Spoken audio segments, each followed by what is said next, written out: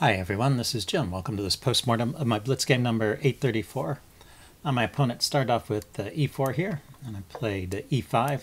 Just going for classical defense. He goes knight f3, go knight c6, attacking the pawn defending, and he plays bishop to b5, the Ruy Lopez and the most famous line. So I play a6, the Morphy defense, and the main move there, and then he takes. So that's known as the exchange variation. Not the most popular way of playing. Normally white retreats the bishop, but this has some points. And actually Bobby Fischer had some good results playing the exchange variation. And he would always castle here, and that's really the main move. My opponent played h3, which is a little bit hard to understand, but I did get a comment recently. You know, I did a video in my Chess Basics series about the Ruy Lopez and the exchange variation specifically. And there is one line I never looked at. So after castles, the third choice here, I looked at f6 and queen d6. Probably f6 I think is the main move here, and that's mostly what I talked about. Queen d6 is what I like to play, and that's fun. But I think I mostly concentrate on f6 as a good response for black here. But bishop g4 turns out to be a very interesting way to play as well. And here's the point. After h3, black can actually play h5. And if you take the bishop, you get into trouble really fast. Let's see, did I look at that? Yeah, right here. If you take the bishop, it opens up the h-file, and the knight is under attack, and say the knight moves. Doesn't matter where it goes. The queen is coming in here, and there's a forced mate. There's no escape. So in fact, after pawn takes, you have to give the knight back, and so you haven't gained any material, and you've opened up the h-file against your own king. So if we back up after h4, after h3, and then black plays h5, you cannot take the bishop. And various moves have been played here. The most popular one is d3, but it seems like black still has some initiative after that move. So it looks like this is an old line that was kind of obscure, and maybe it got revived by chess engines because they kind of like this for black. White can play c3 here. I think maybe this is the best chance. And then black continues with f6, putting pressure on the knight, and then white can continue with d4. It's a little more active to try and play that d4 move at one go rather than having to settle for d3 and play for d4 later.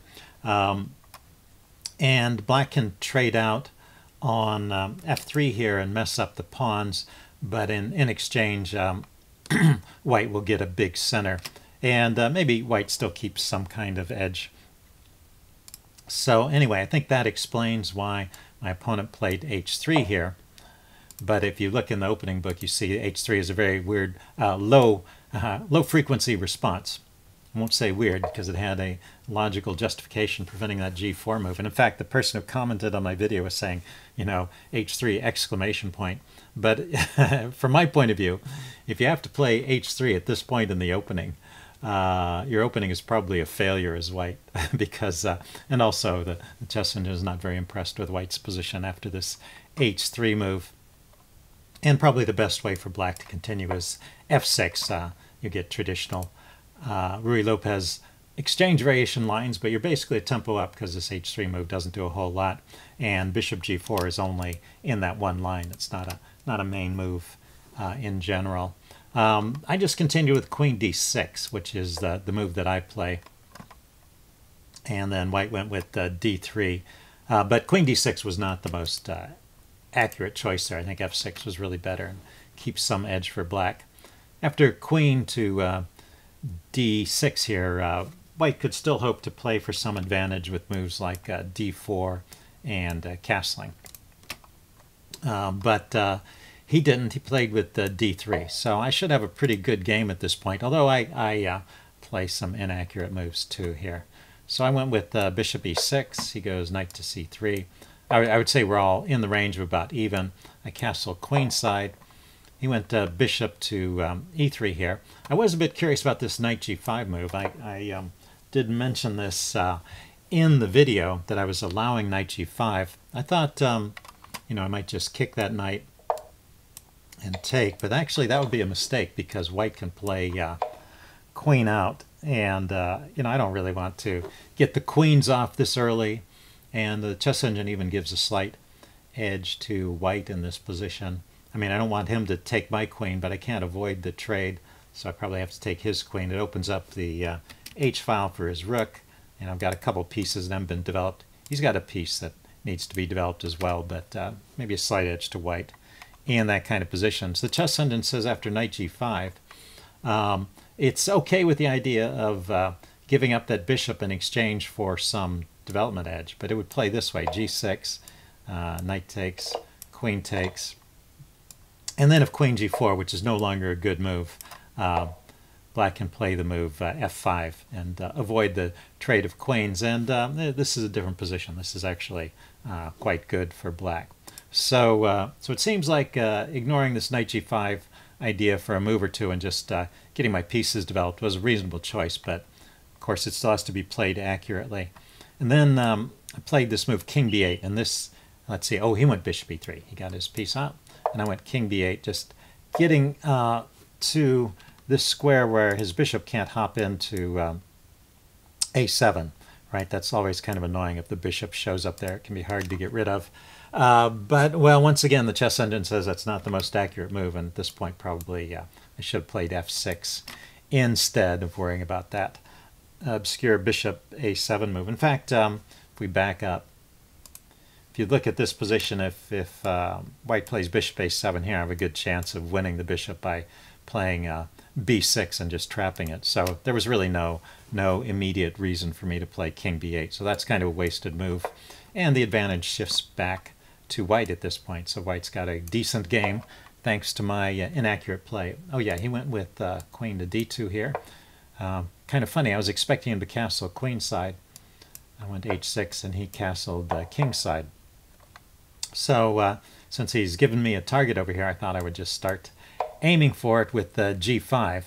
And here, and also on the previous move, a good response from white would be d4. A typical idea in chess is to meet an attack on the wing with the response in the center, and that would really pay off here for white. You see, white has got a big lead in development now. I've made a few lazy moves, you know, like king b8, and I've also spent some time putting these pawns forward, and I haven't deployed two of my pieces over here. So if white can push forward in the center and open things up immediately, he's quicker basically than my attack against his king over here, and so that's the way that white should really respond here. And it is, like I said, an old saying that you meet an attack on the wing with a counterattack in the center.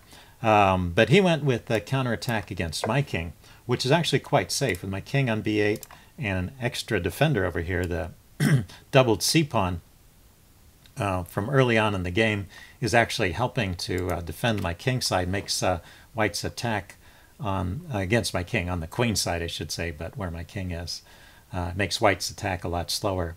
So so he should be pushing d4, but he went a3. So I go knight e7, and he went b4. Once again, he should be playing in the center. Yeah, instead of b4, I should be playing d4 again.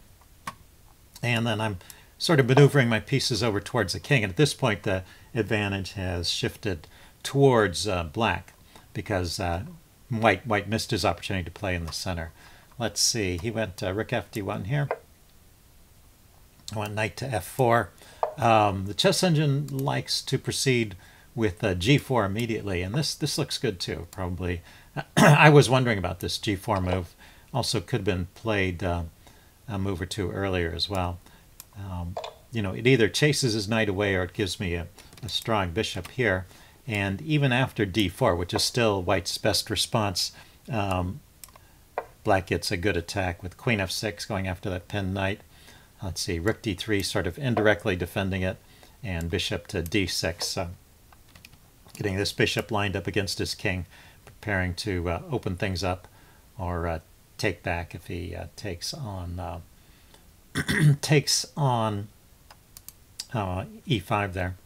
Can take back with the knight and then have more pressure here and open that diagonal up. So anyway, a good attack for black. That's the strongest way to proceed. Knight f4 still keeps some edge here, especially since he takes and allows me to open up the G file here. He could have tried to move the queen and live with the knight there for a while, and that's probably a little better.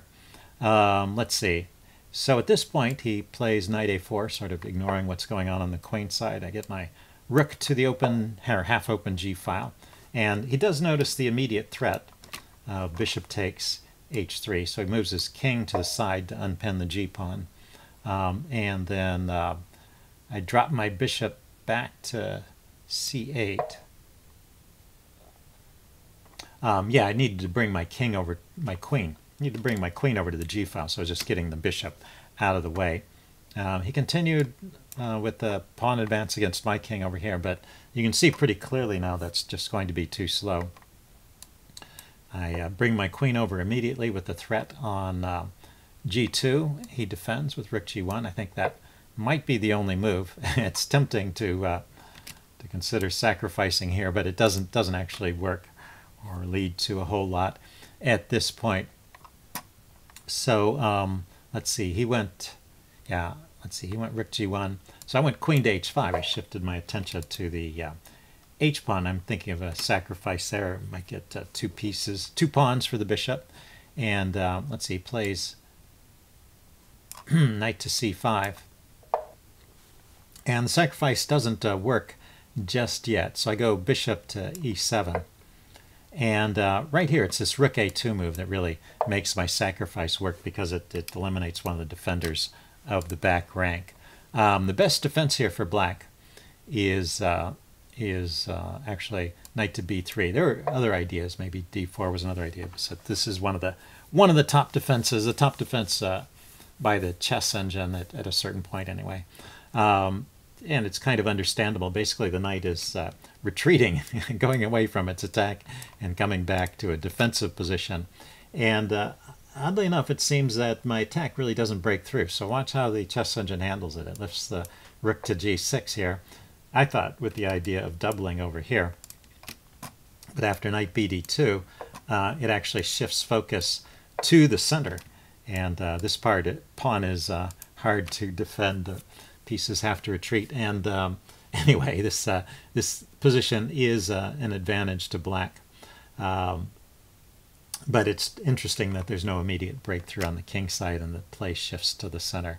Anyway, but after rook a2, because of the weak back rank now, this tactic works, and I've been trying to make it work all along. So part of the idea is getting the bishop off the back rank over here. This bishop to e7 move. That was to connect my rooks, and you'll see that the replacement rook is a very important idea. I can exchange off one rook and bring the other one over. Let's see. He went for the sacrifice. He really didn't have anything better at this point. I take here. Blocking with the knight is forced. Then I trade off the rook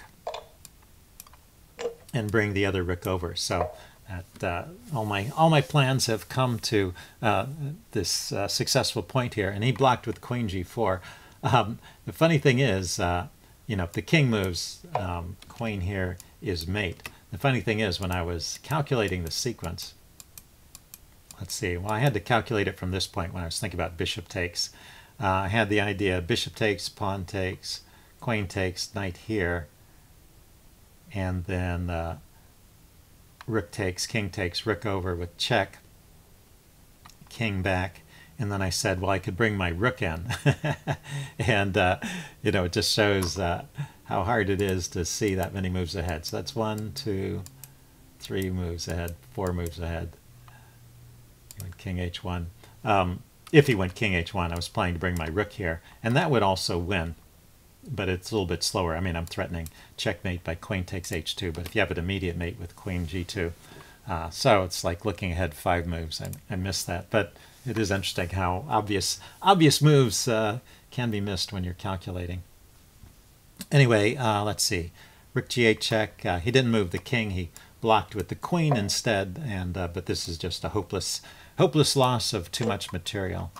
He gives up the queen for a rook, and then I get my piece back. So I get my sacrificed bishop back, and now I've got a queen versus a rook, and I even have a passed pawn over here. So pretty simple win. Let's see, he went king f8, and I just pushed this pawn forward. I'm trying to keep the king in a box, and I had noticed that bishop to g5 here would also help keep that king trapped.